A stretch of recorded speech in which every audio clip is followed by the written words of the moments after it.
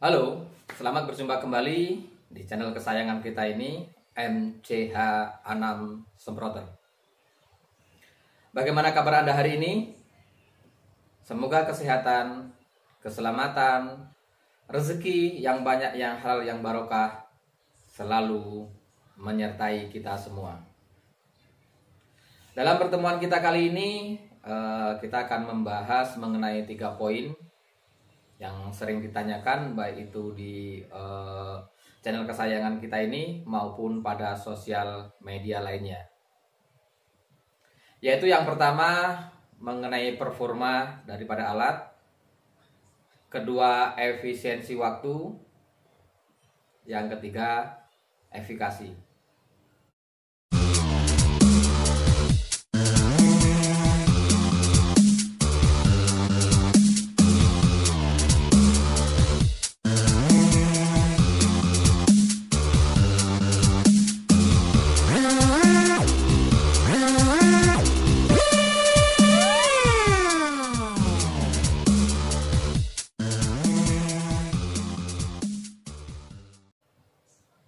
Di sini kita akan coba bahas satu persatu secara garis besarnya saja karena keterbatasan daripada waktu.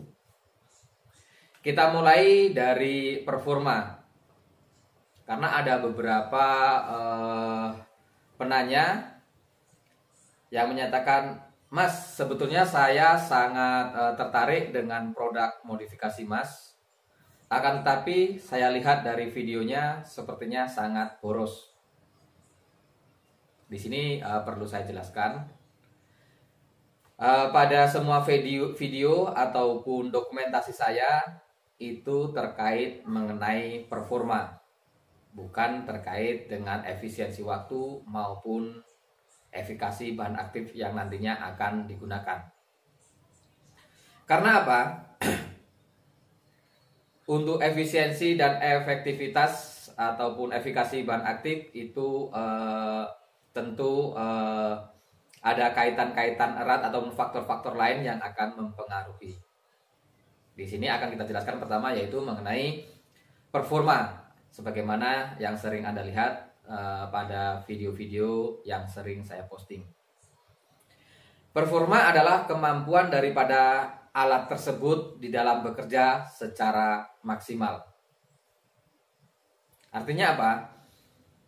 Analogi sederhananya yaitu setiap peralatan tentu memiliki kemampuan maksimal di dalam melakukan kinerjanya. Contoh sederhananya umpamanya kendaraan bermotor. Di situ biasanya ada tertulis dengan kemampuan maksimal melaju sekian umpamanya. Apakah kemudian kita akan khawatir, wah ini kemampuan maksimalnya ini umpamanya 180 km per jam. Sementara saya yang akan membeli ini di daerah kawasan padat penduduk ataupun zona yang mudah macet, tentu sangat merugi umpamanya. Di sini tentu kita harus menyadari bahwa setiap peralatan tersebut memiliki fitur ataupun perangkat yang dapat disesuaikan dengan faktor-faktor yang nantinya terjadi di lapangan. Begitu juga dengan peralatan modifikasi kami. Karena apabila Anda membeli dengan full set, itu akan kita ikut sertakan 7 jenis nozzle yang berbeda. 7 jenis ya, bukan 7 piece. Artinya apa? 7 jenis nozzle tersebut sudah mewakili penggunaan untuk aplikasi baik itu semua jenis pestisida, zat pengatur tumbuh maupun pupuk organik cair. Oh Mas, tapi itu di video itu kayaknya terlalu boros. Karena kita menggunakan nozzle dengan flow rate yang cukup ataupun yang sesuai dengan pressure ataupun kemampuan motor dinamo itu secara maksimal. Karena apabila kita menggunakan nozzle dengan flow rate yang rendah, tentu akan terjadi tidak keseimbangan antara pressure ataupun kemampuan alat itu dalam mendorong dan juga flow rate nozzle ataupun kemampuan sepuyer itu mengeluarkan larutan. Dan itu bisa terjadi sendatan-sendatan yang tidak seharusnya. Itu apabila kita uji coba performa. Meskipun dalam perangkat tersebut kita tanamkan fitur ataupun peralatan untuk mengatur tekanan sesuai dengan kebutuhan nantinya di lapangan.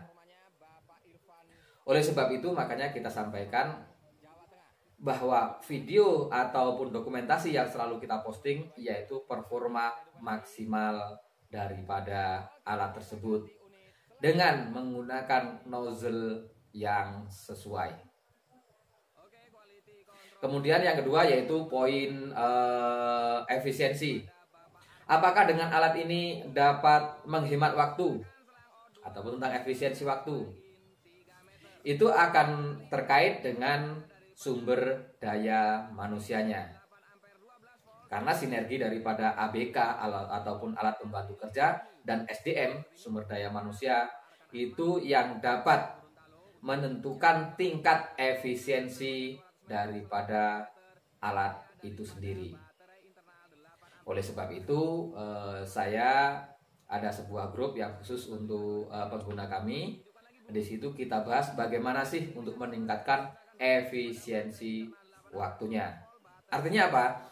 Dengan waktu yang sama dan hasil daripada kerja nanti hasilnya sama, artinya hasil itu bukan luasannya ya, tapi hasil kerjanya, tapi akan memiliki luasan ataupun spraying faktor yang jauh lebih luas dibandingkan sebelumnya. Itu mengenai efisiensi. Kemudian terkait dengan poin yang ketiga yaitu efikasi ataupun efektivitas.